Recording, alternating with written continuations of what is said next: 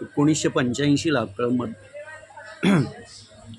नमस्कार, आपले अण्णा या यूट्यूब चॅनलवर तुम्हा सर्वांचं स्वागत. 1985च्या विधानसभा निवडणुकीत कळंब मतदारसंघातून शेकापचे कुंडलिकराव घोडके हे विजयी.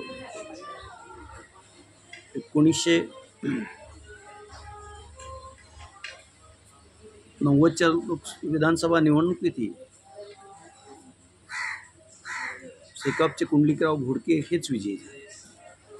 1995ला या विधानसभा मतदारसंघातून शिवसेनेने कल्पना रमेश नरहिरे यांना उमेदवारी दिली आणि त्यांच्या विरोधात काँग्रेस पक्षाचे त्यांचेच वडील ॲडव्होकेट त्रिमुके हे उमेदवार होते.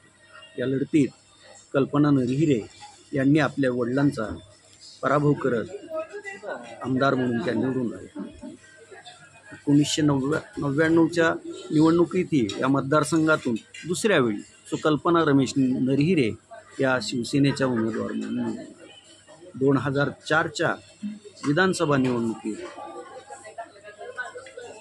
येथून शिवसेनेने दयानंद गायकवाड यांना उमेदवारी दिली आणि दयानंद गायकवाड यांनी त्यावेळी त्यांच्या विरोधात उभे असलेले काँग्रेसचे शिवाजीराव कांबळे या माजी खासदारांचा पराभव करून ते आमदार झाले.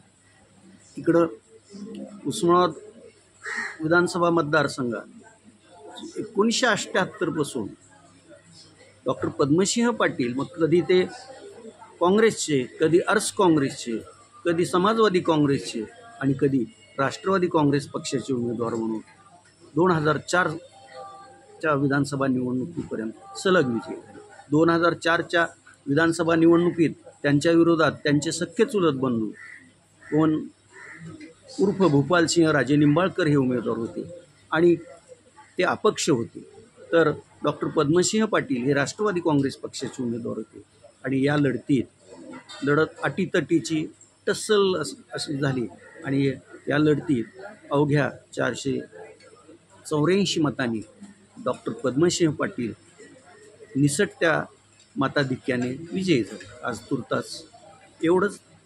धन्यवाद.